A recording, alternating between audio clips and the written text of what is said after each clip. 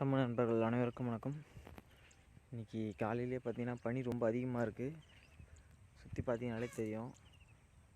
அதிகபட்சமாக ஒரு 15 அடி தூரத்துக்கு மேலே என்ன இருக்குன்றதே தெரியல. நம்ம கோழிக்கு வாங்கிட்டு வந்த வலைகளை ஒரு பக்கமாக கட்டி கோழிகளுக்கான தீவன பில்லாம் வரைச்சிட்ருக்கோம். இது பார்த்தீங்கன்னா தெரியும். இப்போ இந்த இடம் ஃபுல்லாகவே உழுது வச்சுருக்கோம். ஒரு பேட்ச் தனியாக உழுது வச்சுருக்கோம். அதில் கொம்புகளும் நட்டுருக்கோம். நம்ம வாங்கின வலைகள் இதுதான். இப்போது வாங்கியிருக்கோம். இந்த வலை இன்னும் பிரிக்கலை. இதில் கயிறுலாம் கோக்கலை. கயிறு தனியாக இருக்குது. இதை கயிறு கோர்த்து வலையில் மாட்டணும். அப்புறம் பார்த்திங்கன்னா காலையில் நம்ம இன்னும் கோழியெல்லாம் திறந்து விடலை. ஏன்னா பனி போனதுக்கப்புறம் தான் கோழியை திறந்து விடுவோம். அதுலேயும் பார்த்திங்கன்னா இந்த ஒரு கோழி மட்டும் எங்கேருந்தோ வெளியே வருது. டெய்லி கரெக்டாக பார்த்திங்கன்னா காலையில் இந்த ஒரு கோழி ஏதோ ஒரு வழியாக வெளியே வந்துடுது. அது எந்த பக்கம் இந்த வருதுன்னு நமக்கு தெரியல. கரெக்டாக அது மட்டும் ஏதோ ஒரு வழியை கண்டுபிடிச்சி வச்சிருக்கு. அந்த வழி இன்னும் நமக்கே தெரியல.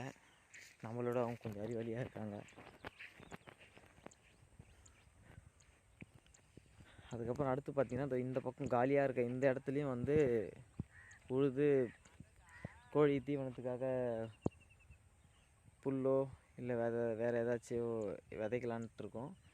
இந்த இடத்துலாம் கோழிகள் போகாத அளவுக்கு கட்டுறதுக்காக தான் இப்போ வலைகள்லாம் நம்ம வாங்கினது. ஏன்னா நம்ம ஒரு இடத்த உழுது அந்த இடத்துல விதை போட்டு வச்சோம் அப்படின்னா கோழிகள் கண்டிப்பாக அது உள்ளே போய்ட்டு நாசம் பண்ணிடும். வளரவே விடாது கலரி. ஏற்கனவே பார்த்திங்கன்னா இந்த இடத்துல வலை நட்டு உள்ளே போட்டிருக்கோம். பார்த்திங்கன்னா தெரியும். அந்த இடத்துல செடியெல்லாம் முளைச்சிருக்கு. அதே மாதிரி தான் ஒரு இடமா இப்போ பண்ண போகிறோம். ஒரு பேட்சாக தனித்தனியாக உழுது வலையை நட்டுட்டோம் அப்படின்னா அந்த தனித்தனி பேட்சில் போய்ட்டு கோழிகள் மேயிற மாதிரி பண்ணிகிட்ருக்கோம். இதனால் என்ன பண்ண முடியும் அப்படின்னா கோழிகளுக்கான தீவன செலவை நம்ம குறைச்சிட முடியும் ஈஸியாக. இதே மாதிரி இப்போ நம்ம என்ன பிளான் பண்ணியிருக்கோம் அப்படின்னா இந்த ஒரு இடம், அதுக்கப்புறம் இப்போ காலியாக இருக்க இந்த இடத்துல ஏற்கனவே பார்த்திங்கன்னா வேலி மசாலா செடி இருந்துச்சு. அதை எடுத்துட்டோம் நம்ம. இந்த இடம், அதுக்கப்புறம் பார்த்திங்கன்னா இந்த கார்னர், அப்புறம் அந்த பின்னாடி 4 இடத்த பார்த்திங்கன்னா இந்த 4 இடமே பண்ணையோட 3 பக்கத்தில் இருக்குது. ஸோ இந்த 3 பக்கத்தையும் உழுது வச்சிட்டோம் அப்படின்னா கோழிகள் மேயறதுக்கு கரெக்டாக இருக்கும். அடுத்தடுத்து நம்மளோட சேனலில் போடுற வீடியோக்கள்லாம் பார்த்துட்ருங்க. நன்றி, வணக்கம்.